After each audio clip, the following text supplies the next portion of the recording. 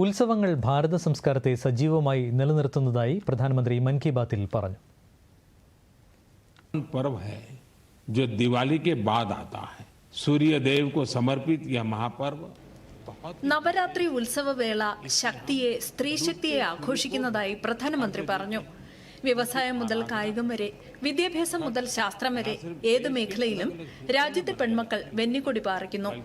ദീപാവലിക്ക് ശേഷം വരുന്ന ഛഠ് പൂജ ഉത്സവവേളയിൽ അസ്തമയ സൂര്യന് നിവേദ്യം അർപ്പിക്കുകയും ആരാധിക്കുകയും ചെയ്യുന്നു. ഛഠ് പൂജയെ യുനെസ്കോയുടെ ഇൻടാഞ്ചിബിൾ കൾച്ചറൽ ഹെറിറ്റേജ് ലിസ്റ്റ്, അതായത് അദൃശ്യ സാംസ്കാരിക പൈതൃക പട്ടികയിൽ ഉൾപ്പെടുത്താൻ കേന്ദ്ര സർക്കാർ ശ്രമിക്കുന്നതായ ആവേശകരമായ വാർത്ത പ്രധാനമന്ത്രി ശ്രോതാക്കളുമായി പങ്കുവച്ചു. कल्चरल हेरिटेज लिस्ट यानी यूनेस्को की सांस्कृतिक धरोहर की सूची में शामिल कराने का प्रयास कर रही है.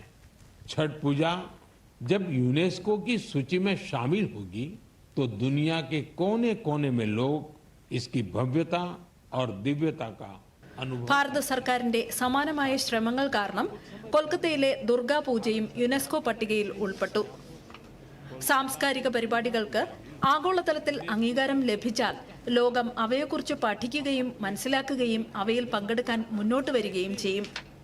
ആഘോഷങ്ങളുടെ ഉത്സവാവസരങ്ങളിൽ തെരുവ്, പ്രദേശം, കമ്പോളം, ഗ്രാമം എന്നിങ്ങനെ എല്ലായിടത്തും ശുചിത്വം വരുത്തേണ്ടത് നമ്മുടെ ഉത്തരവാദിത്തമായി മാറണമെന്ന് പ്രധാനമന്ത്രി പൗരന്മാരെ ഓർമ്മപ്പെടുത്തി. GST സേവിങ്സ് ഉത്സവവും പ്രധാനമന്ത്രി പരാമർശിച്ചു.